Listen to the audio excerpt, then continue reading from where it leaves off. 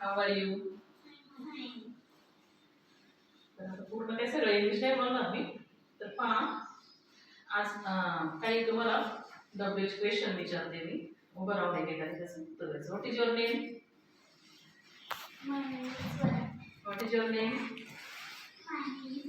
What is your name? Where do you live? Where do you live? तुम्ही कुठे राहता?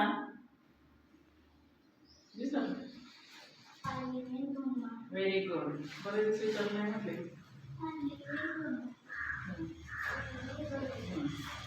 पहिला प्रश्न होता बघा व्हॉटचा होता आहे की नाही. What is your name. दुसरा काय विचारलं वेअर डू यू लिव्ह. तर वेअरने सुरू होणारे असे काही प्रश्न आहेत आणि असे प्रश्न विचारताना काही शब्द वापरले जातात ज्याला इंग्लिशमध्ये प्रेपोजिशन्स असं म्हणतात. तर त्यातले काही शब्द आपण आज घेणार आहोत. आता पहा या ठिकाणी म्हणजे पुस्तक ठेवले बरं का मी. Where is my English book?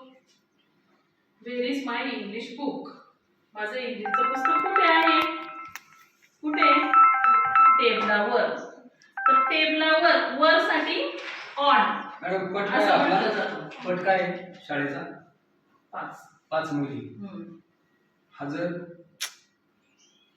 आता तिसरीची एक नाही आली. मग किती घेऊ सांगा. On the table. What is it?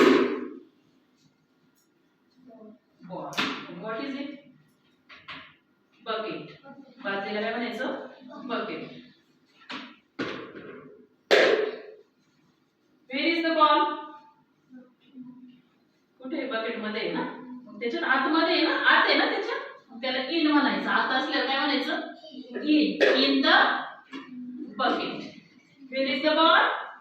In the bucket. In. आत असल्यावर काय म्हणायचं? In.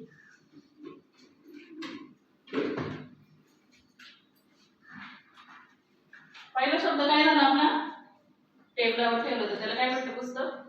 On. On the table म्हटलं ना आपण. पहिला शब्द काय प्रेपोजिशन मधला? ऑन.